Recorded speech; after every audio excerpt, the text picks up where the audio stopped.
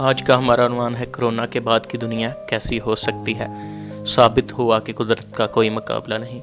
تخلیق کرنے والا ہمیشہ اپنی مخلوق پر قادر ہوتا ہے۔ قدرت سے چھیڑ چھاڑ مہنگی بھی پڑ سکتی ہے۔ کرونا نے جدید معاشرے کو حیرت میں ڈال دیا ہے۔ اس نے انسانی نفسیات کو جکڑ کر رکھ دیا ہے۔ زیادہ تر ایجادات جنگ کی بدولت دفاعی شعبے میں ہی ہوئی ہیں۔ نت نئے جنگی جہاز، ہیلی کاپٹر، ٹینک، میزائل، آبدوزیں اور دیگر جاسوسی اور جوہری ہتھیار وغیرہ بھی دفاعی شعبے کی ایجادات ہیں۔ دیگر شعبوں پر اس شعبے کی برتری کی وجہ دنیا میں بڑھتا جنگی جنون اور اسلحے کے بیپاری ہیں۔ آج دنیا بھر میں 2 ارب سے زائد لوگ لاک ڈاؤن کا شکار ہیں، جس میں مزید اضافہ بھی متوقع ہے۔ ہم میں سے کوئی نہیں جانتا کہ یہ وبا کب ختم ہوگی اور اس کے خاتمے کے بعد کی دنیا کیسی ہوگی، مگر دنیا پہلے جیسی ہرگز نہیں رہے گی۔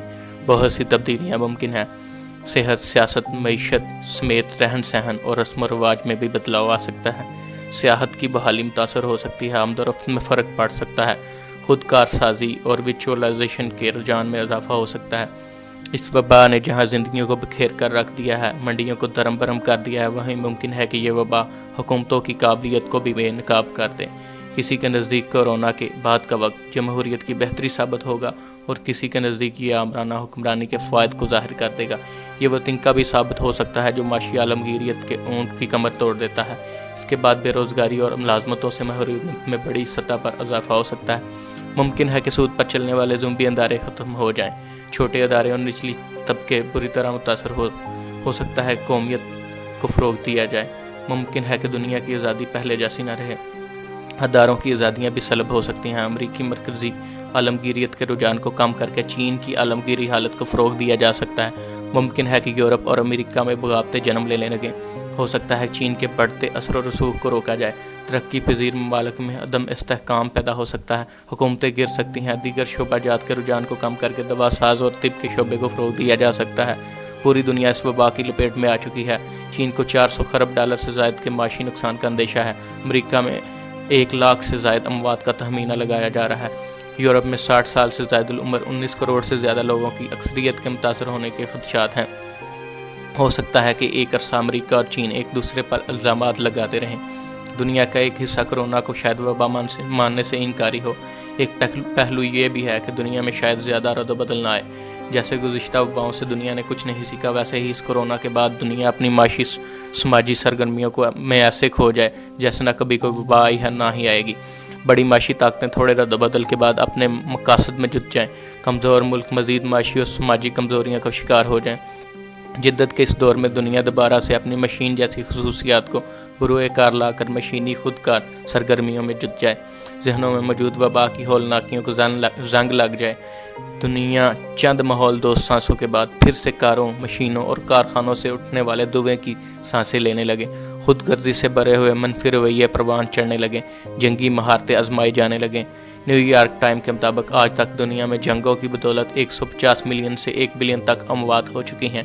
آلودگی سے دنیا پھر مرنے لگے۔ جیسے عالمی صحت کے ادارے کے مطابق ہر سال 4.6 ملین لوگ فضائی آلودگی سے مر رہے ہیں۔ آلودہ پانی ہی لوگوں کا مقدر ٹھہرنے لگے۔ جیسے عالمی اعداد و شمار کے مطابق ہر سال 3.5 ملین لوگ گندا پانی پینے سے مر رہے ہیں، جن میں 2 ملین سے زائد بچے شامل ہیں۔ دنیا بھر میں قابل علاج بیماریوں کے علاج سے لوگ محروم رہے۔ جیسے عالمی صحت کے ادارے کے مطابق 2016 میں 15.2 ملین اموات دل کے مریضوں کی ہوئی ہیں۔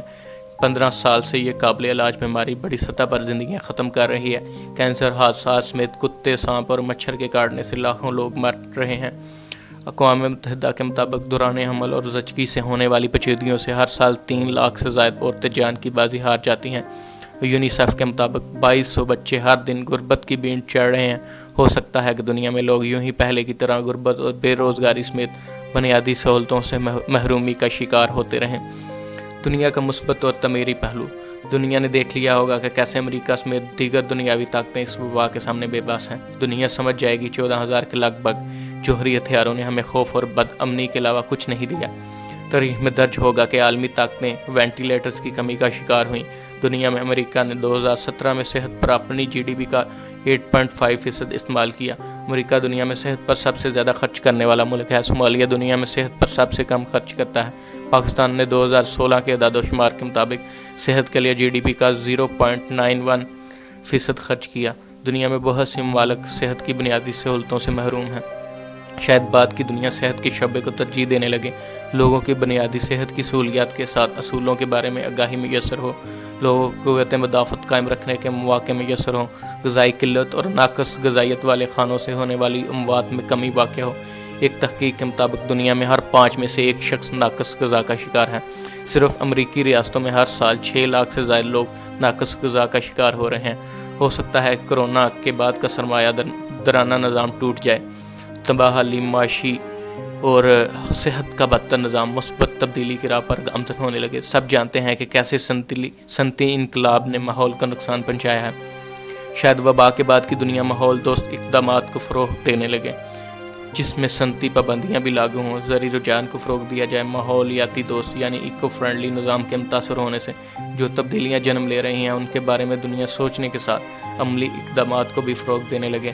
دنیا اپنی آنے والی نسلوں کے لیے آکسیجن سے بھرپور اور کاربن و نائٹروجن گیسوں سے پاک ماحول فراہم کرے، ماحول دشمن پالیسیاں ترک ہوں تاکہ دنیا میں موجود دیگر مخلوقات بھی سکھ کا سانس لیں۔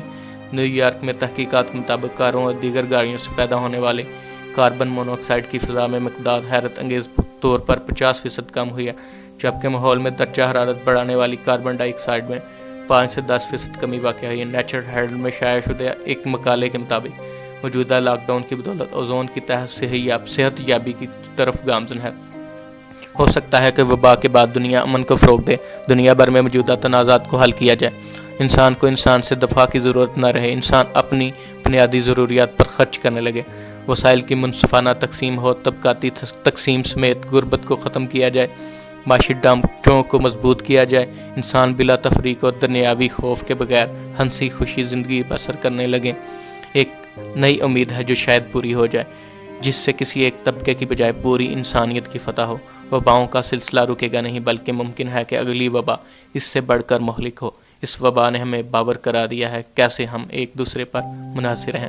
امید کرتے ہیں کہ دنیا انتہا پسند اور امن دشمن لیڈروں سے نجات حاصل کر لے گی، لوگوں کے رویوں، برداشت اور رہن سہن میں مثبت تبدیلیاں رونما ہوں گی، اور دنیا میں متوقع وباؤں کو افسانہ سمجھنے کی بجائے مد نظر رکھا جائے گا۔ اللہ حافظ۔